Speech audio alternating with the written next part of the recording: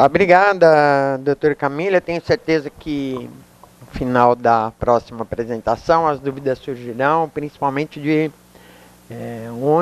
como é que se starta esse processo, né? Onde é que a gente inicia o processo da certificação do cronotacógrafo.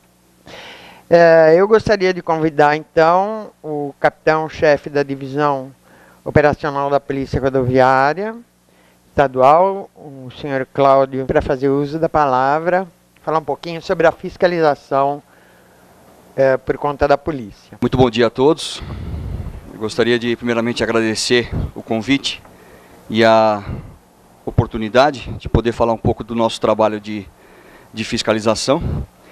Parabenizar a NTC pela iniciativa, né? A difusão de conhecimentos é sempre muito importante, sobretudo quando se trata de um assunto tão importante quanto as inovações que a legislação veio trazer. Para nós nós não vamos abordar essas inovações especificamente, vamos falar da fiscalização, esse é o nosso foco, mas nós reputamos como um avanço importante a aprovação dessa legislação, que tem reflexos tanto na área trabalhista, né, isso deve ser discutido em outras ocasiões, em outros seminários, com certeza, mas principalmente no trânsito. Nós estamos na década mundial de ações para a segurança viária, né, e o problema do sono é algo relevante para o trânsito. O trânsito hoje ele representa um problema de ordem econômica, de ordem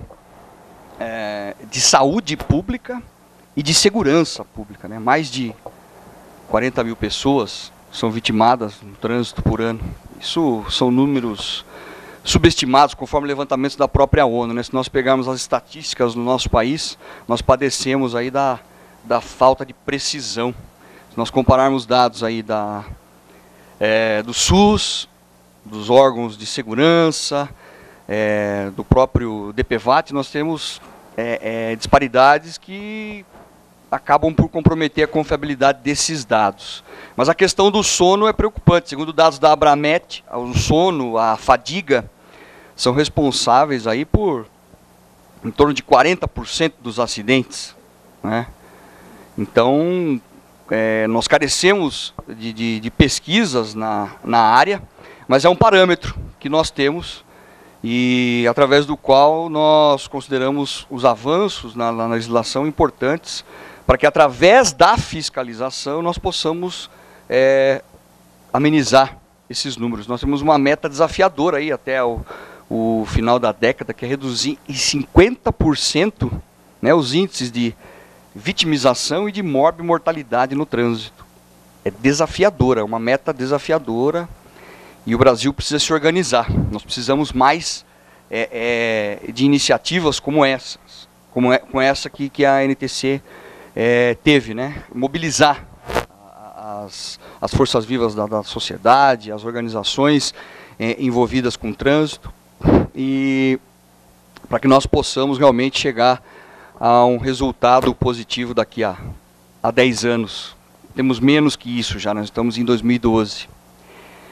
Mas enfim, sobre a fiscalização, só passar um panorama geral. Eu vou falar de números atuais aqui da operação 9 de julho, que nós tivemos nesse último feriado. Nós tivemos em torno de 15 mil veículos condutores, 15 mil autuações lavradas por diversos motivos no estado de São Paulo.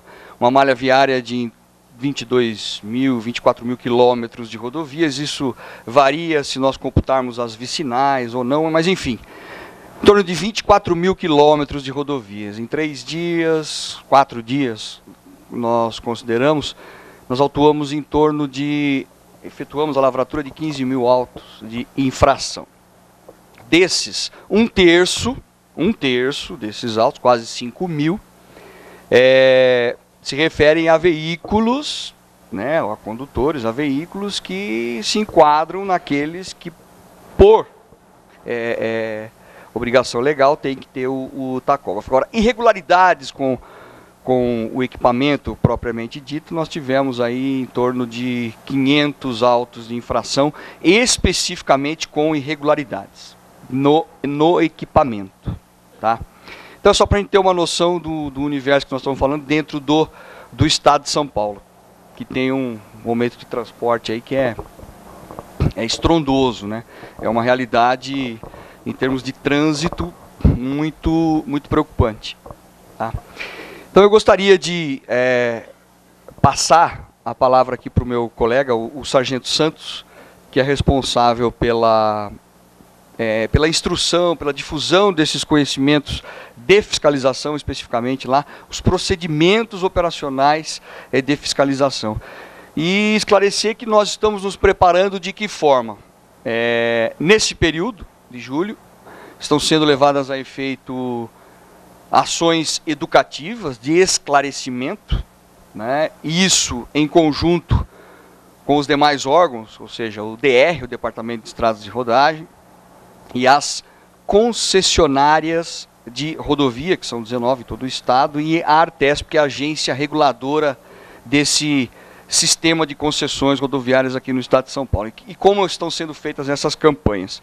Toda a abordagem a condutores desses veículos, que obrigatoriamente devem ter o tacógrafo instalado, né? Então existem lá orientações básicas que são padronizadas, inclusive no âmbito nacional, que são passadas a esses condutores. Não é feita a autuação ainda, né? Em decorrência da inobservância do tempo de descanso. Nós estamos fazendo isso nos postos de serviço, tá? Através de abordagem nos postos de serviço e nos postos de fiscalização nas nossas bases operacionais. Essas são as ações que, por hora, estamos desenvolvendo. Fora isso, todo o efetivo está sendo reciclado, né, e preparado para intensificar essa fiscalização a partir agora de agosto.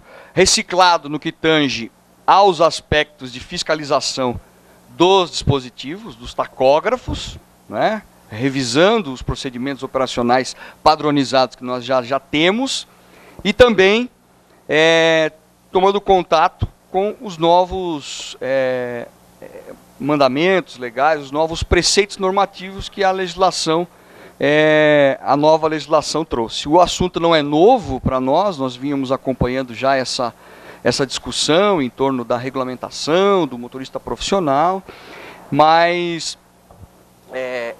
para a gente atingir, né, a padronização de procedimentos em quase 5 mil homens aí em todo o estado, o trabalho ele é árduo. E nesse sentido nós contamos especialmente com a atuação do Sargento Santos, que é do nosso gabinete de treinamento.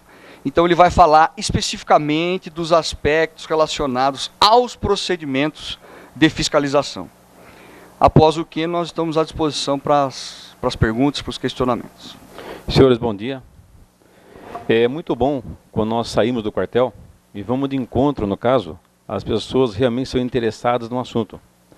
Segurança no trânsito significa vida.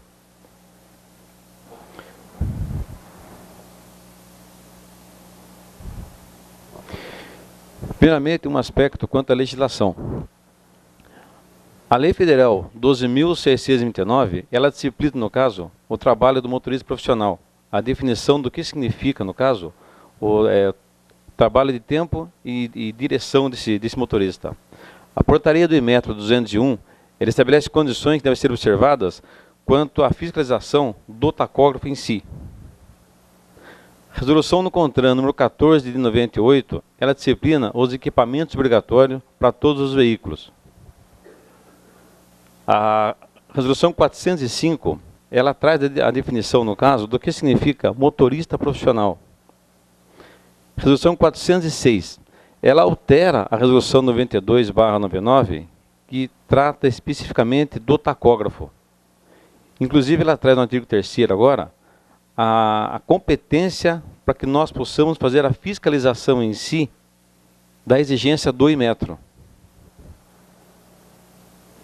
Alguns artigos do CTB que serão abordados aí.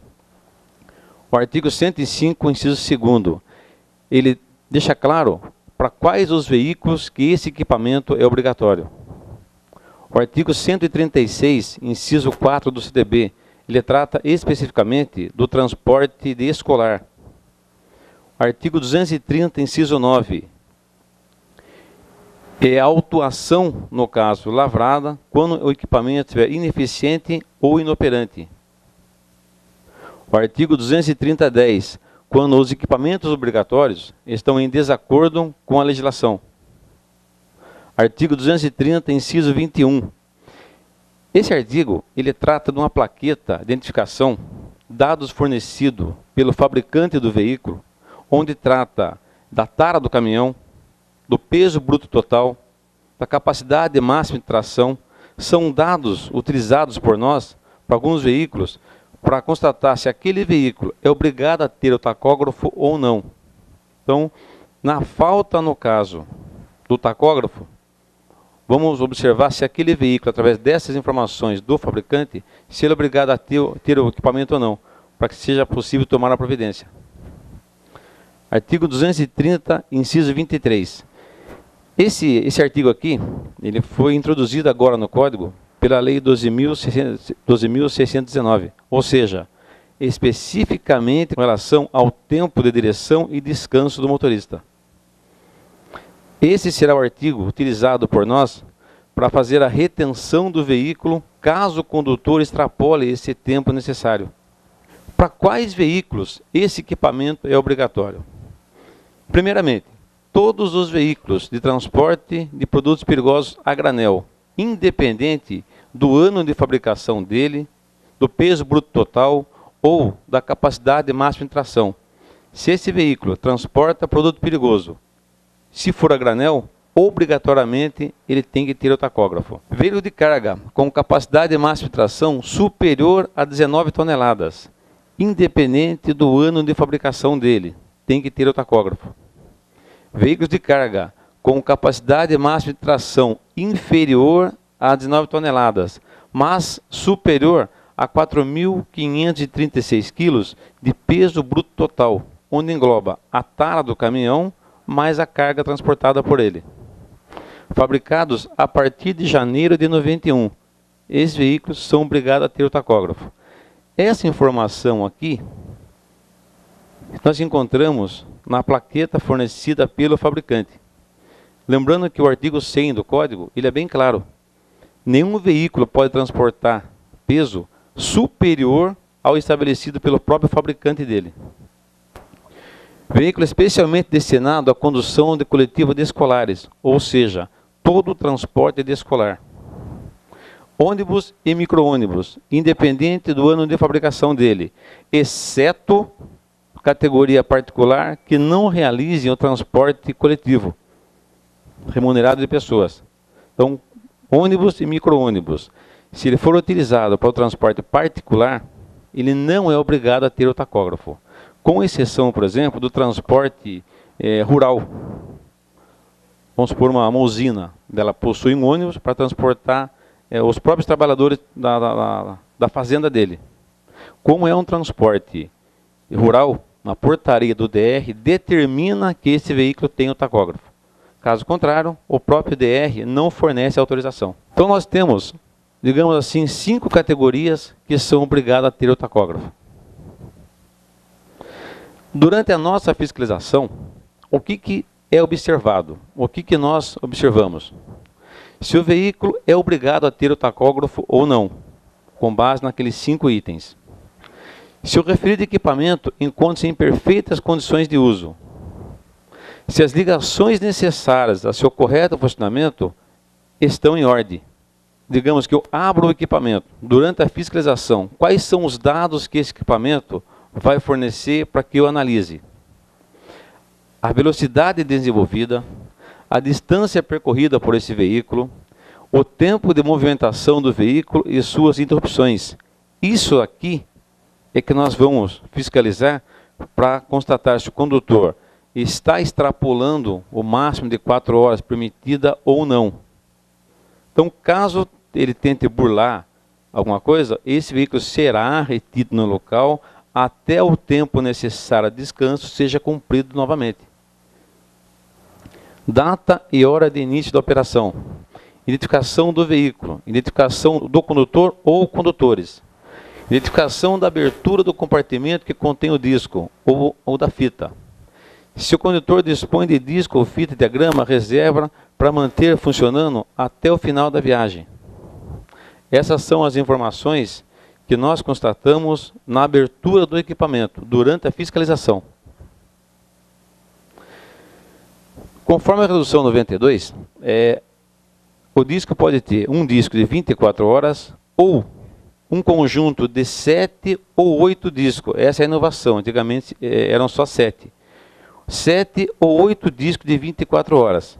Então ele pode ter um disco de 24 horas ou um conjunto de discos de 7 ou 8 dias.